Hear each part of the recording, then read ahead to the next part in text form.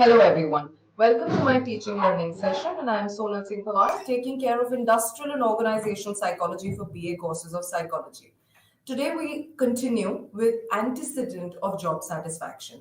The last time we were continuing with how education impacts our job satisfaction. We are still going to relate job satisfaction with other factors that we have.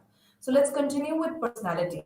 Coming to organizational psychology and industrial psychology, job satisfaction is one of the most important element speaking of when you join as an organizational psychologist or working as an organizational psychologist. So the first thing that we are going to associate as a factor is personality. So research on positive and negative affectivity, the big five factor personality attributes, and core self evaluation indicates that personality variables are actually related to job satisfaction, which suggests that we actually have our personality factors that can be associated to job satisfaction. Therein, a person having an extrovert personality might impact their job satisfaction. A person having an introvert personality might impact their job satisfaction. So there is a correlation. Let's find out, is it a positive or a negative one? Firstly, it's been shown that people who have a high affectivity are happier in their work than the ones who have a negative affectivity. Affect is an emotion. So people who are usually in a very happy-go-lucky mood and are also, take their work as a very emotional component, as we did the ABC component of job satisfaction. So if you are associated to your job in a way that no, this is my job, this is something that not only gives me bread and butter, but is also one of the best companies that I'm working. So there's a lot of emotion. So affectivity being positive is emotional relationship that you have. So people who have a higher affectivity, which is the ones who are happier, okay, I'm a part of this organization, they tend to have better satisfaction than the ones who always have this negative thought of why am I in this job, what kind of company is it related to, and they do not associate emotionally.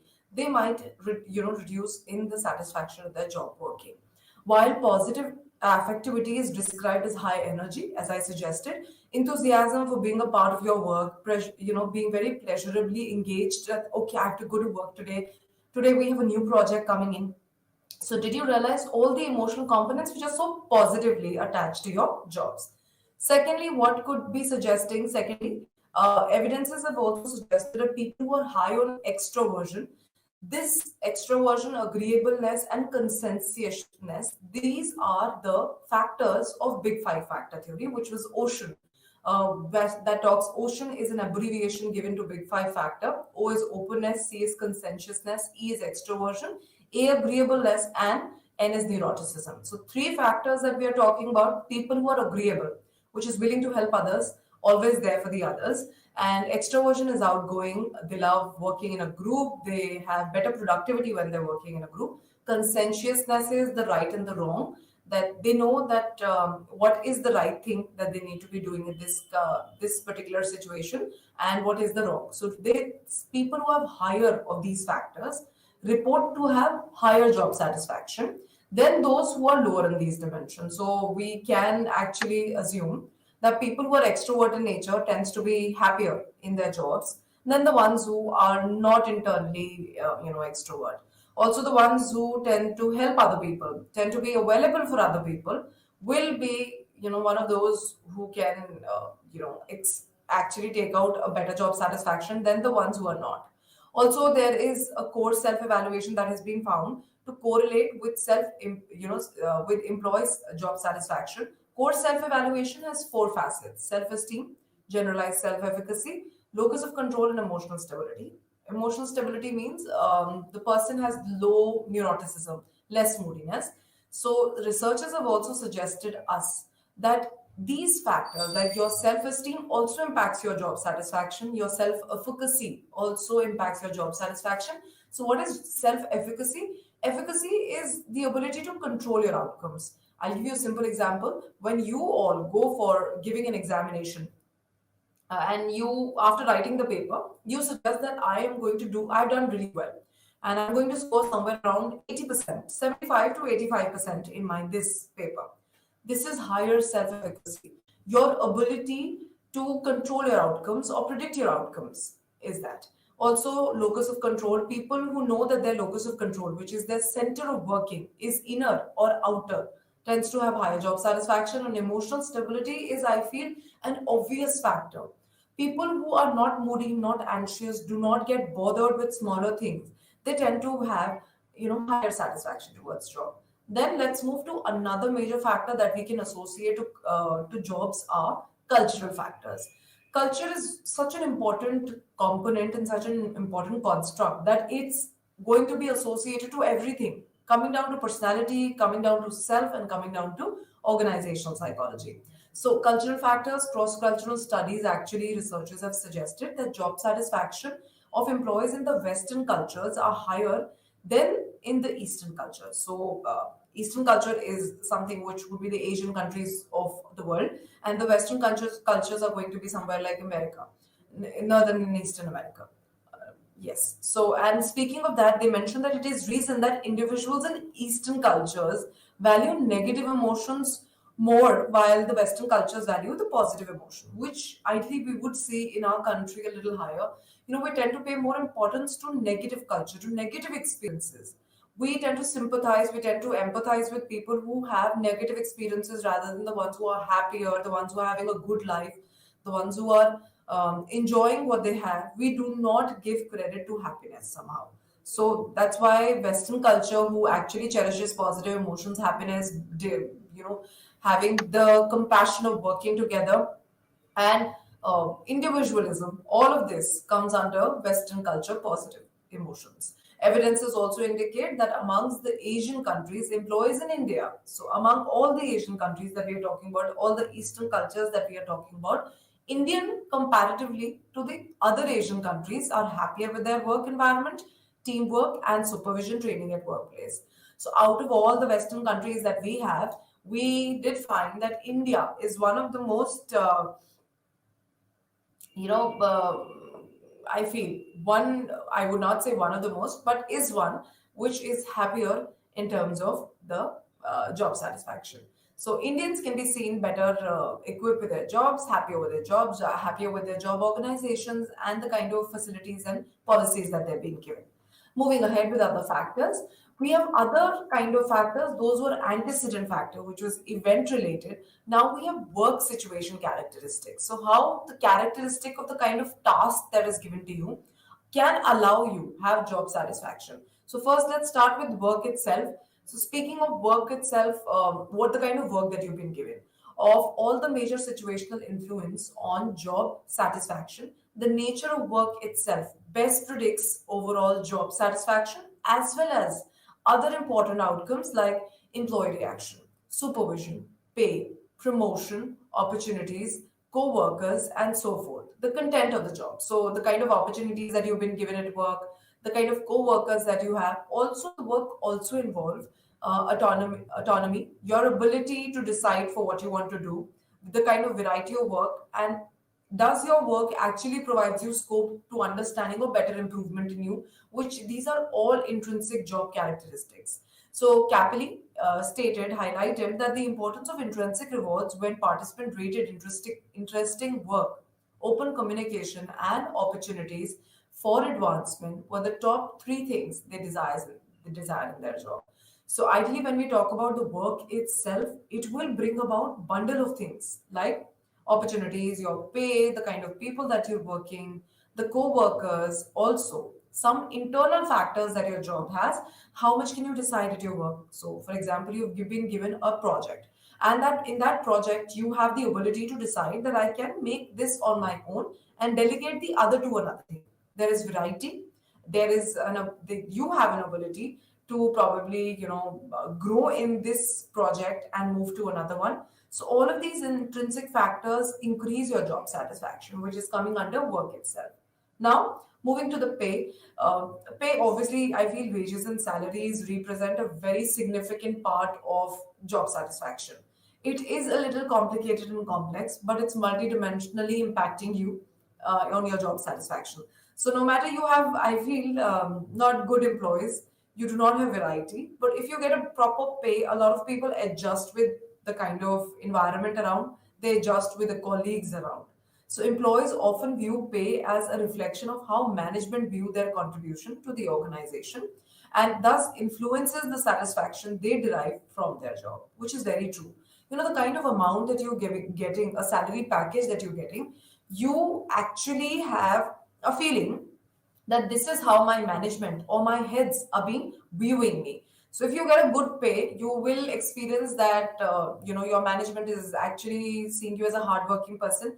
If you are not getting any sort of pay, which in the beginning that you were promised, but there hasn't been the same reward, you feel that your management does not encourage you. They do not appreciate the kind of work that you're giving it. So, in the long run, this can impact your job satisfaction. So when we talk about job satisfaction, lower pays, yes, can make you leave the jobs. Lower pay at times can make you not be a part of the organization for a longer time because of lack of job satisfaction. Now let's come to promotion. Promotion is second next, I feel, to the pay. So promotional opportunity has a greater impact. A lot of organization gives an yearly promotion. A lot of organization gives promotions in different forms, like probably a project completion, etc. So if it does impact job satisfaction. So if you're not being paid, promoted every year, which has been the promise of the organization, I feel then the employee working under might start doubting the authenticity of the company also. Next, moving to next, supervision. Supervision is the nature of the supervision provided and can also have a significant impact on job satisfaction. Initially, we never felt that supervision can be a part of job satisfaction, or I will probably companies also. How can we associate to it?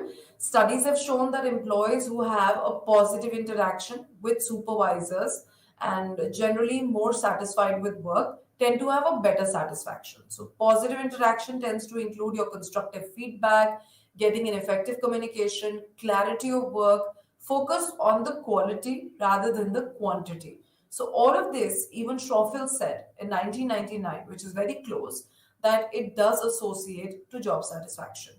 So this supervision in today's time, I feel, your relationship with your heads and your supervising head does become a very important part. If you do not like your supervising head, or probably the ones who are just on top of you, there can be possibility people, do not perform their work properly. So at times, performance of work also depended on this.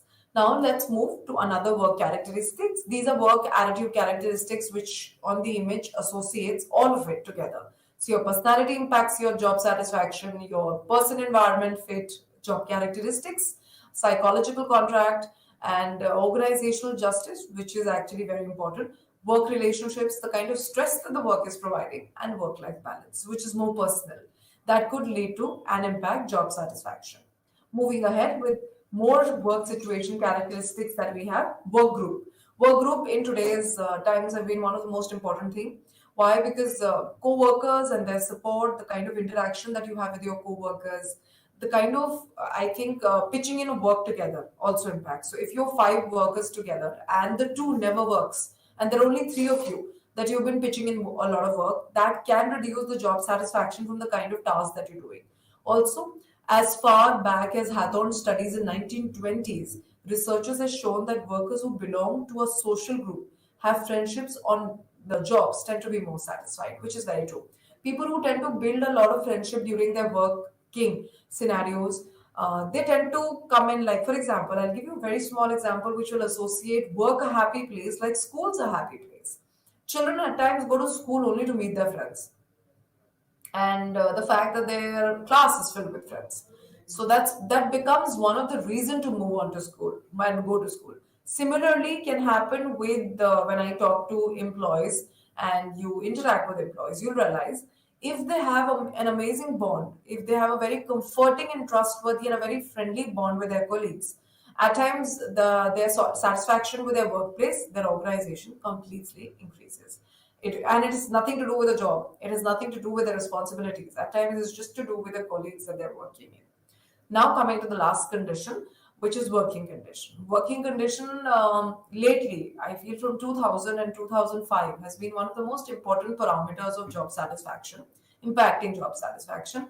Working condition have a modest effect on job satisfaction. A lot of people have a lot of abstinence They resign also because the work conditions are not good, they're not hygienic, clean. There is no personalization at their workplace and surroundings. So employees find it easier to carry on their job if there is cleanliness, attractiveness, hygiene being maintained, and they that increases their ability to do the job. And if the working conditions are very poor, which is if it's too hot, noisy, the surroundings are not kept clean, and it does not allow proper hygiene, people do find it difficult to stick to such jobs and job satisfaction. So that becomes one of the last factors of working situation characteristic that we can associate to job satisfaction. So your personality factors impacted, your work groups impact, pay promotions are one of the most important things that we have, supervision and working conditions. Working conditions in today's generation is one of the most important factors that we should not neglect. So people who decide to take up organizational psychology should also understand if they have their own startup, a secure, clean, and an environment which is very comforting and pleasant is extremely important for job satisfaction. Now let's come to if people have job satisfaction, what can that provide them? So outcomes of job satisfaction is obviously job performance. Happier work is a productive worker has long been examined by organizational behavioral researchers, which is very true. The happier that you are, the more productive work that you deliver. Studies do reflect that job satisfaction can predict performance through only through a moderate extent. That is, there are several factors that can weaken the impact of your job satisfaction and can complicate situations. So it's not a very direct impact when we talk about the happier that you are with your job and the better that you perform, and the happier that you are the better that you perform, that always does not end up being. There are other factor that creeps in, the extra variables that comes in and does impact the job satisfaction. That could be autonomy, that could be probably the kind of complexity of job, the newness of the job, working condition, task structure, and previous experience. So no matter, let's take an example. There's an intern who joins and is very happy with the kind of workplace, working condition, and it's very happy with the environment, and that always would not lead to job performance because an intern lacks experience. So if you give him or her a complex job, it might find it he or she might find it difficult. So that completes with something that job satisfaction is not directly proportional to job performance. There are other factors that can complicate situations. Working conditions, not trust structure, things being very complicated, etc. Now, coming to withdrawal behaviors, constitute such as chronic abstinence, voluntary turnover that enable employees to escape from the adverse organizational situation. Although voluntary turnover is permanent, while abstinence is a very short term reaction, both are ways of withdrawing from your dissatisfying job. So, if, for example, people are not happy with their jobs, they are not being satisfied, one very temporary thing is that they keep getting off. They keep taking leaves time and again for random things. And they are not very, not very productive at their job places. They're probably not very happy with their job places also. The other permanent thing that happens is abstinence is temporary. People do it, come back, do it, come back. The other is a voluntary turnover, which is completely permanent. They just leave at the middle of the things. They end up leaving. So that's like a permanent voluntary turnover. Let's move to more. These are other outcomes of job satisfaction. As I said, performance. The more satisfied that you are, the better that you're going to perform. There is customer satisfaction that we are going to talk about, which is satisfying your employees increases the customer satisfaction and loyalty, which is sometimes true. If you keep your employees happy, if you keep your employees content, they deliver a lot more to the customer. They give better deals. They use their creativity, which ends up to job customer satisfaction. Then we have organizational citizenship behavior that influences the behaviors through the perception of fairness. So this is something which is a part of the organizational citizen behaviors, which is a new concept. So let's move to organizational behaviors, OCB. That is a new component that we will study today. So work deviance is also something that comes from job satisfaction, predicts that a lot of specific behaviors, including unionization, unions coming onto play, substance abuse, stealing at work, undue socializations, and tardiness. All of this also, these are work deviations. So if people have that, remember, That's going to do what? Reduce the job satisfaction. Also, at a broader spectrum, behaviors which are antisocial, voluntary behaviors which are antisocial, people who have a personality trait that they're very antisocial can also reduce the job satisfaction. Robinson and Bennett in 1995 defined workplace deviance as what? A voluntary behavior of organizational members that violates the norm of the organization. In doing so, they threat the well-being of organization and its members too, which is very true. So if we talk about, what can be another outcome of job dissatisfaction is workplace deviance. So when people are not happy with the kind of pay that they're getting, what do? They start getting substance abuse, start influencing people's members' behaviors in a bad way. They start stealing things, antisocial behaviors, etc. Now, safety performance and accidents and injuries at work are serious matter too. So this is both for the employee and the organization. If your workplace is at a very safe area, does not incur any sort of accident and injuries to the employees, then I feel the job satisfaction tends to be more, and more will be the productivity. But if during the conduction of any job, doing any job, there are possibilities of accidents, injuries, like when we talk about sales and marketing, and people have to do a lot of outsource and outfield things. They should be provided with proper, conveyance to move around. They should be provided better safe places to conduct their sales and marketing. We should not let them just move anywhere and everywhere. This is something which should be taken care of. To examine attempts have been therefore made to examine the potential causes of accidents and to reduce the injuries. So the more safer that you make the place, the more it's going to be job satisfying. The more risky the place is, there's going to be a lot of stress. Stress will get in accidents, safety hazard, health issues, etc. Then customer satisfaction that we were talking about represent it is an important goal for organization that probably can be achieved with a happy workforce.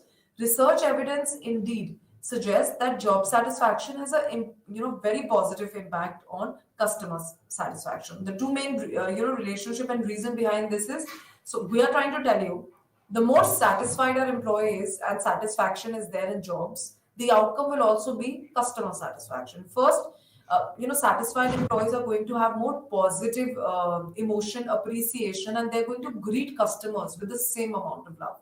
Second, satisfied employees are less likely to quit jobs. So there is a continuation of the same client coming to you time and again. I feel this is something which is very common in customer services. If you've been provided a name that you associate every time and your work is dealt with the same customer, and as an employee you get an opportunity to speak to the same customer every time, so the customer feels, okay, the company is really good, they are retaining their workers, I get to speak to this employee every time and get my work done. So that's like a high customer satisfaction that we bring about, which is another few more things that we talked about. Workplace deviance, if you're not satisfied, and turnovers, which is quitting job in between. This could be because if the organization's or economic development is not there, organization does not want to retain its people, or at times that the employees are not happy. So these are some of the ways that they're both, a positive and negative way that how job satisfaction can, impact and become an outcome further. It could give job workplace deviance. It could give turnovers. It could give retaining of employees. It could give customer satisfaction, safety performances which are performed at organizations. Now, let's move ahead with a new component. Like we studied job satisfaction, we move to something which is an organizational commitment. Organizational commitment is an individual's feeling about organization. It is not about how satisfied you are with your jobs now. This is a second major construct in organizational psychology. It's about your feeling towards your organization as a whole. So this involves both physiologically a psychological bond that an employee has with their organization that has been found to related to goal, directly, indirectly, and the value congruence, behavioral investments in the organization, and allegiance, which is commitment to the organizations, and your trust towards the organization. So the commitment comes with wide variety of things. It comes with emotion, feelings, commitment, psychological thought, etc. So over the years, there have been two basic studies which has bifurcated bifurcated organizational commitment into two-dimensional study. One is the attitudinal approach, and the other is the behavioral approach. Attitudinal approach is the organizational commitment viewed by the individuals in a positive way. So the thoughts, the ideas about the kind of attitude that you hold about your organization is something which is attitudinal dimension that we have. Also, in a sense to that, organizational commitment can be understood in these following ways. See, if an individual is committed to their organization, you'll find them willing to be a part of their organization. They will not desire to leave their organization despite their selfish interests. They might be getting something better better somewhere else. They might communicate it and ask for, ask their heads for the same, so that they do not leave the place. So your willingness, then the desire to contribute effectively. There are times that in an organization, out of 10 managers, there are two or three of them who do not work at all. They do not contribute at all because there are seven who are already doing it. So when the seven are already doing it, the three does what? The three just leaves the work. They do not perform. Why don't they don't perform? Because there is diffusion of responsibilities. People will not get to know what is the kind of output that you're getting, because it's a mixed result. And similarly, willingness to make personal sacrifices, which is going beyond the normal expectations of the organization, endure difficult conditions and situations, and work for your organization. This is like a psychological bond at a very different level. Very less people make a personal sacrifice. Usually, people leave organizations in between because of all this, for any personal reasons, etc. Then the belief in and acceptance of the organizational values and goals, as we said in the definition which is on the screen. Value congruence. Value congruence is whatever kind of values that you hold should be equivalent to the organization's value. Like at times people get into kind of jobs where, let's talk about organizational psychology as a job. You have an ability to become friends with everybody, sharing personal details, getting way too much involved with your colleagues. This probably might not be a value at an organizational front, and the value would be to maintain your distance and your limit, and only have a smaller bunch of people who know you. So this is something as a belief, as a belief and acceptance. You probably have to bifurcate. Some people who are not able to do it are very popular in their organization by labels and names and tags. So that could be something where you cannot sync in your values with the organization values. So I feel that's the time we have to keep a check, that what do we need to change about ourselves, or probably we need to change the kind of job that we are into, right? Also, when we get into organizational psychology, you need to know problems of other people are something which can also harm the organization. So your treatment, your ways of dealing with organizational discomfort should be in a way that comforts the employee also and comforts the organization also. You cannot always think about the organization, and you cannot always think about the employee. Now, moving ahead, the organizational commitment of the picture says that I love my job. This is the kind of feeling, on a very outside level, you need to see. Then, moving ahead, components of organizational commitment. The model of organizational commitment was essentially proposed by Mayer and Ellen in 1991, and it's one of the most comprehensive, validated, multi-dimensional model that will talk about three commitments that organizational commitment comprises of. The first is affective, the next is continuous, and the last is normative. Let's start with affective. Affective is something which is emotions. Affect as a term itself suggests emotions.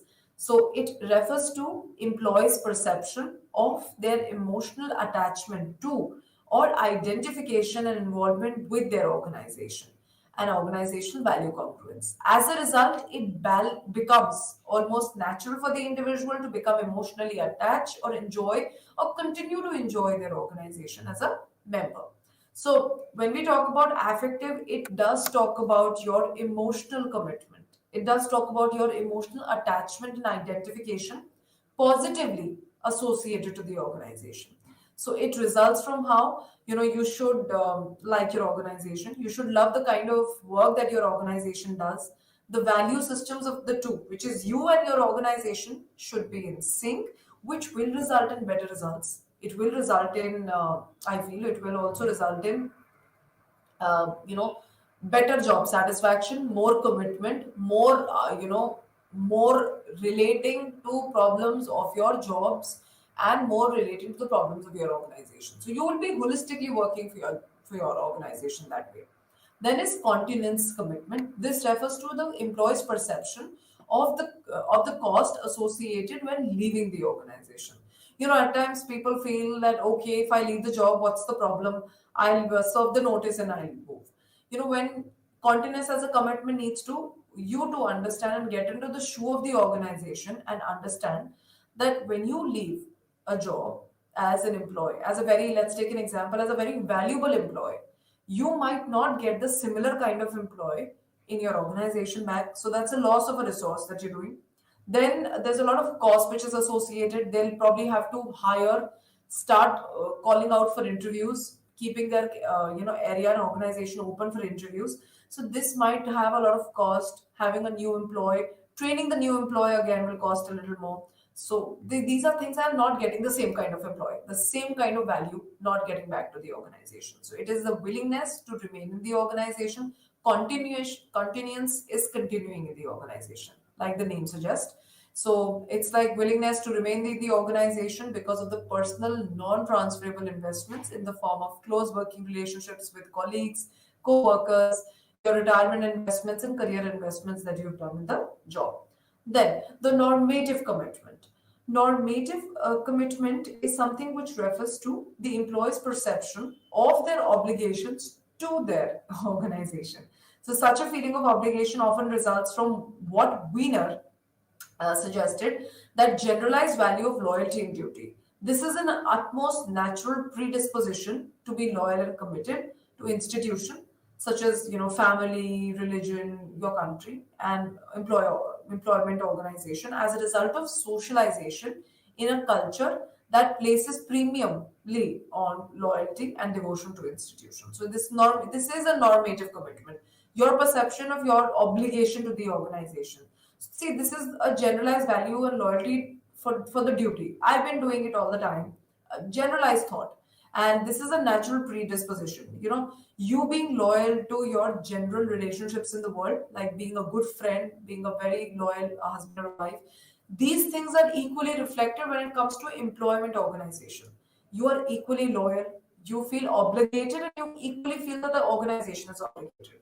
So there's a very mutual thought that the two has. So this is equally an important commitment out of the three, which is affective being the first, continuance being the second, and normative being the third.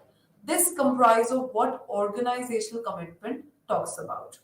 Now, this is how, see, the image also speaks of it. We'll discuss the image also. Affective commitment is emotional attachment to the organization in simple words. Normative is feeling obliged to remain in the organization. So feeling obliged, okay, the company has given me so much, which is also I've given the company so much. We're on a mutual platform. I've careerly invested with this company, taken a car, taken a home with this company. So, when I was under the employment of this company, so feeling obliged. Continuance is the conformity as a result of reward and punishment. I continue and I want to continue to stay with this organization. I don't plan to leave it at any cost. That's the thought of continuance. So this finishes with organizational commitment. Let's move to how can we relate organizational commitment to job satisfaction. Now we are comparing and associating, not comparing rather, associating the two constructs together. Organizational commitment, and does that impact job satisfaction? So we all knew job satisfaction is a response to a specific job.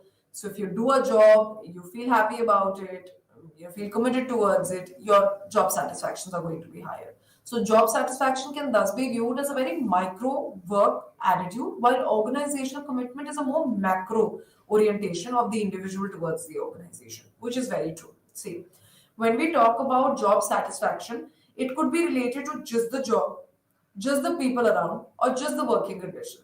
But when we talk about organizational commitment that we just spoke about, it has the continuation thought, right? The feelings and emotion, which is psychologically bounded to your jobs. Third factor here, when we talk about, is being obliged. Let's take an example. Under the same job, you've got a house, you've got a car, you've got your children into schools under the same owning and getting a good salary from the same job. You're able to maintain your life and standards. So it's a macro setup, whereas job satisfaction is a micro setup. Job satisfaction implies an effective response to one's job as opposed to organizational commitment, which is true. So when we compare the two, we get to know that commitment is referring to the strength of job, employer identification to the entire organization, as I just spoke. And satisfaction is just one particular task. Therefore, organizational commitment tends to be more consistent than job satisfaction over time, which is very true. You get a task on day one. You feel, oh, this task is amazing. Your commitment remains the same. You're happy with your organization, so you stick to the company. Day four, you get a kind of task which is so complicated and you are not able to understand it. You feel unhappy about it. You go home, you rant a lot, you feel, oh, this is something I never wanted, but you still stick to the organization. This is what? Organizational commitment. So, organizational commitment tends to be more consistent. Job satisfaction keeps fluctuating time and again. Now, job satisfaction, on the other hand, it reflects immediate affective reaction to the job and the job facets.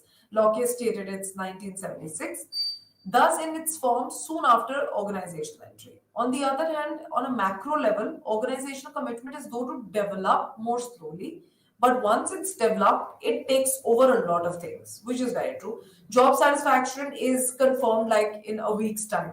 So a person is joined a week back, gets a job, enjoys his job and the task that he's given. He tends to have job satisfaction. So it happens quickly and it does not take time. But job, in comparison to job satisfaction, organizational commitment takes time. It takes it slowly develops over everything because it will generate values, it will generate consistency towards work. It will, it will make sure that are you happy and consistent with all kinds of facets of the job and the organization. So as it's at a macro level, it takes time. And job satisfaction is at a micro level, it happens quickly. Job satisfaction and organizational commitments are different in their own way, but remember, as I said, they contribute on your work behaviors, on job performance, on your turnovers, abstinence, permanent or temporary. So, job satisfaction tends to be related with turnover intentions, and organizational commitment shows stronger correlation towards actual turnover things, which is if you're not happy with your job, you end up going to your colleague. The last point is trying to say that they both differ, but they have the similar kind of impact on job performance and turnovers. Like if you're not happy with your task today, you go and you discuss it with your co-colleagues and say, I'm going to leave the job, I'm not coming tomorrow, this has been a very long and a harsh day. But the next day, you turn up, you're there with a different set of idea and move. But organizational commitment shows a stronger impact. Once you feel that you're not happy with the values, you're not happy with the kind of people, the kind of tasks that you've been given, overall, holistically, you end up leaving the job.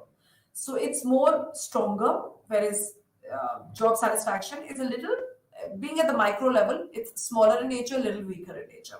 So that completes with how the two are different, job satisfaction and organizational commitment, that we come down to. The images try to say job satisfaction is associated with role conflict, ambiguity, there tends to be occupational stress. Obviously, your age, your education impacts job satisfaction, but organizational commitment is a very different level. We are working as a commitment emotionally, we are working as a commitment continuous wise, we are working as a commitment at a normative level. So it is a holistic thing, whereas job satisfaction can lead to extrinsic satisfaction, but organizational commitment can lead to both intrinsic and extrinsic job satisfaction that we have. So an image, concludes it all. Now, moving to organizational citizenship behavior, OCB, which is a new concept that we were talking about. So it refers to, first, let's understand what is OCB, organizational citizenship behavior. It refers to the tendency of showing voluntary commitment by an employee. So it's a voluntary commitment by an employee to perform extra tasks that are not a part of his or her contractual task and does not get any reward, any extra thing also for those tasks.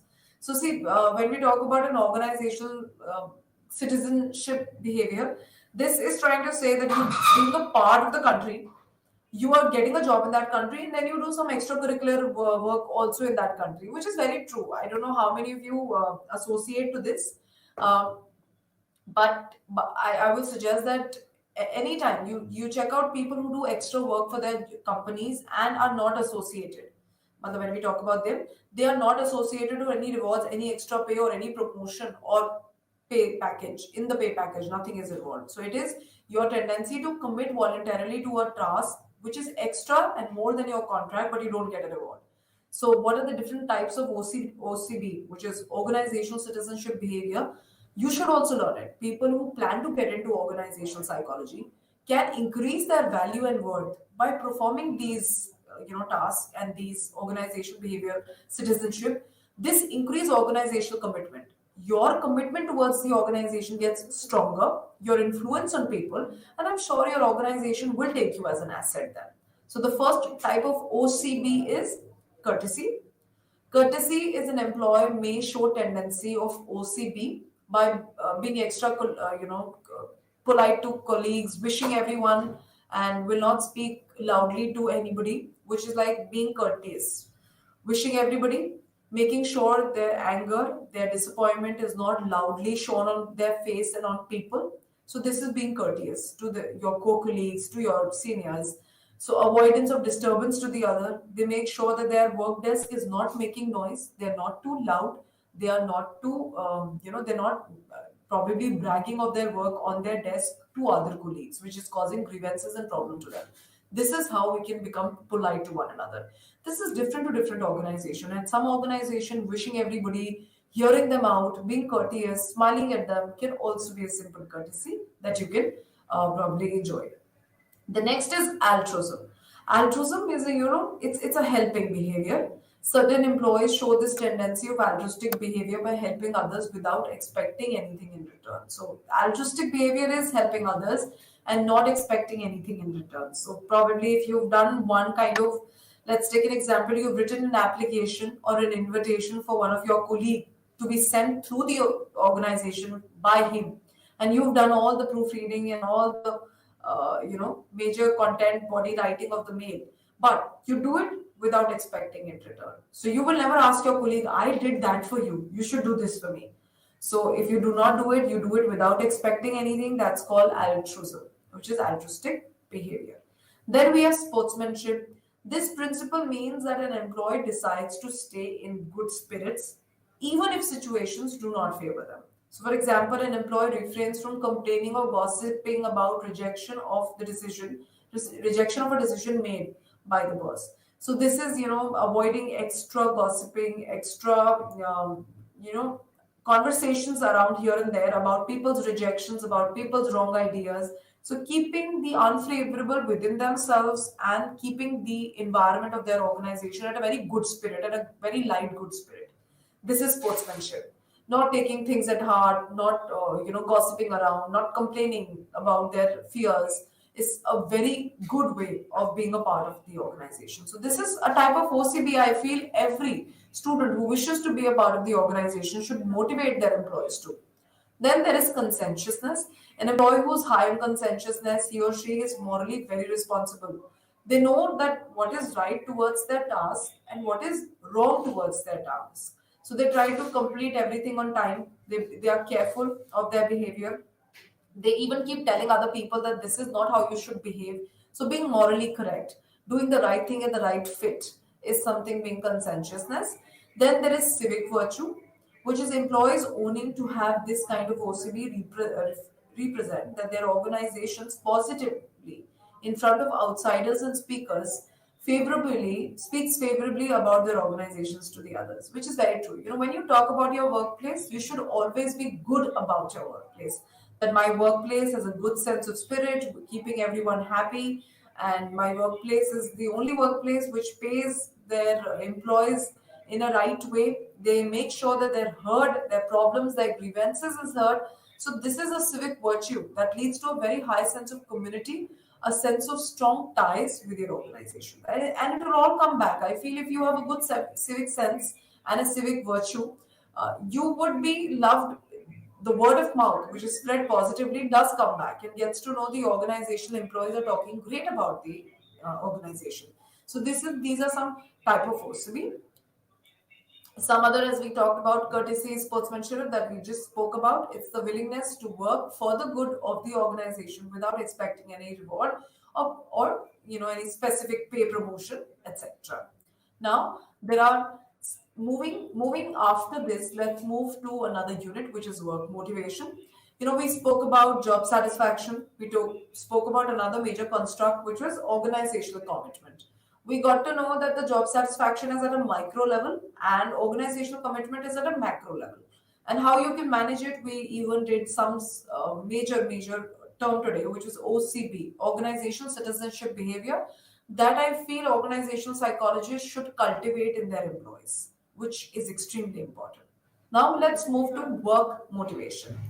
Speaking of work motivation as such, Roe 1956 defined work as the main focus of an individual's activities and thought.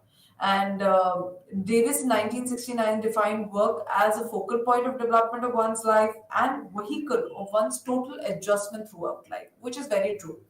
What is the goal and motive of our life? To do something constructive in our livability, to get associated to a goal, to have fulfillments in life. So that is something which is work. And work motivation should be a work that drives you to complete the task or be associated to the task. So, work as a human activity serves several important functions in an individual's life. So, what all are the different ways that the work can motivate you? See, it has a function which is an economic function, which I feel is one of the prior. It's the first written, and it's as equally important being first written. Economic function, it allows you sustenance. So working provide you goods, services, sorry, either directly work motivation through self-production or indirectly through an earned income. It provides you all the needs of Maslow. We have physiological, safety, belonging, everything comes from economic function. The first thing that you go to the organization and discuss, you go to the organization is on the basis of the economic facility and the economic community that you get in. So that's like the first thing. Then we have social relation function. Work consists of human interactions that are experienced in and shaped by social networks, norms, and power relationships. So this is like, at times work does allow us to experience good networking, norms, and power relationships, which tends to happen. We learn a lot about how working conditions are, what kind of networks that we can create in a work, and what kind of networks we can give into the work. Then the third function is personal fulfillment. A lot of us start working as to enjoy the task and get the reward, enjoy with co-workers, and a fulfillment that comes personally, which is your personal goals being fulfilled. That is personal fulfillment, which impacts your cognitive and affective state of mind. Ideally, work is a source of personal fulfillment and psychological well-being because it can satisfy human needs. We obviously can, as I said, Maslow needs. We feel self-esteem, we feel actualized, we feel mastery, self-worth, which was supported by Turner. So without work, I feel people do feel lost. They do not feel an identity. They do not feel worthy of themselves. So fulfillment, job personal fulfillment is one of the most important, after economic and social relationship, an important function. Now, identity function. I feel identity function is one of those functions which might not be complete with everybody. Not everybody in their work organization is able to achieve an identity. Not everyone. It's very difficult for people to achieve an identity, and it's very difficult for people to maintain an identity also. And at times I feel there are people who just come to do the work and go back. Economic facility, my personal fulfillment is done. I don't need social functions and relationships. I don't need an identity to be formed. And they only go on two functions of life. Economically being satisfied, I can do my bread and butter, my family, and I can look forward to my personal achievements. So identity function, since work is such a majority part of many lives, it is conceptualized as a source of identity. That is, it provides an understanding and meaning to life, which is very true. People who are working on a social level basis, on an organization which provides to the society, they identify themselves as workers of the society. They greet people and introduce themselves like that. Why? Because their work has provided them an identity with which they can identify and obviously introduce themselves to others. Teachers usually tell them what are they doing, educating the young minds. So this is also an identity of teachers that they provide as a identity function too. Then, as employee motivation in workplace looks like. Now, moving to the nature of work motivation. What is work motivation? We understood. It describes that motivation is a both psychological process and it's a physiological process also, because it involves arousal, direction, intensity, and persistence of voluntary actions that are goal directed. So it's just not about the mind, it's your body and your mind which is involved with the arousal, direction, and intensity, and the persistence of voluntary actions that are goal directed. So that's what motivation is all about, making you move towards satisfaction and goal direction and goal achievement further. What are we primarily concerned with? What is motivation primarily concerned with? Activation behavior, direction of behavior, persistence of the behavior, and the intensity of the behavior, which is it has to do with the drive or the energy behind your actions. Are you really motivated and activated to move towards that goal? So if the goal is not worthy, you will not have you will not have an activated behavior. You will not be pushing yourself towards any action. Then direction of behavior, it is concerned with the path that people choose toward meeting their goals. So it's like, are we moving towards the path of goal direction? At times it happens that people don't, and at times it happens that people do. Then persistence of behavior, it has to do with continued effort in the achievement of goals and often in the face of obstacles also.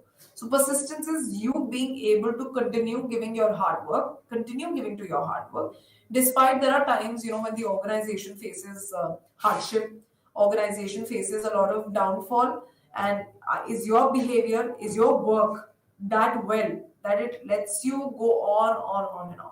Then is intensity. It's concerned with the extent of if effort that you put in. Let's take an example of two people. There's a person A and then there's a person B. A person A is in a kind of is in such an organization where he is extremely motivated, psychologically energetic to go to their work, pick up their task every day, and they're driven towards it. And they are on the path. By as soon as they get the task, they look forward, which is the way to complete the task, which is their goal direction. They tend to stick to the task despite they get no results for a long time, and their effort is so much that they move towards the destination. Let's compare a person B. Person B has been given a task which he's happy with. He feels driven and energetic. Okay, I know this, I can do this. But they're not able to find the correct path. They don't know how to meet the goals, how to reach the destination. This leads to low persistence, which is they don't stick to the task. They give it to other people. You do it, please. You do the rest of the things. You do it. What are we doing? Our effort is getting reduced. Our persistence is getting reduced. Our direction towards, which is we don't know where is the result. So this is how two people can differentiate in motivation of towards work, which is they might not, person B might not be motivated because they don't understand their work. They don't know what the work is all about. Then let's move to characteristics of work motivation. Motivation is an individual psychological phenomena that allows for a person's uniqueness to be demonstrated at the workplace. So this is like a characteristic of your work motivation, which is and it is a psychological phenomena that allows you to uniquely demonstrate your effort at workplace. It is assumed to be under person's control, which is very true. Behaviors that are influenced by motivation, such as effort expended, are seen as a purposeful rather than random thing. Obviously, if you like the work, tell me how many of us will not make an effort for it. We will always put in our effort, always will be purposeful, coming with new ideas. So that shows that yes, work motivation is there. The direction of a person's behavior towards organizational goal is determined by work motivation.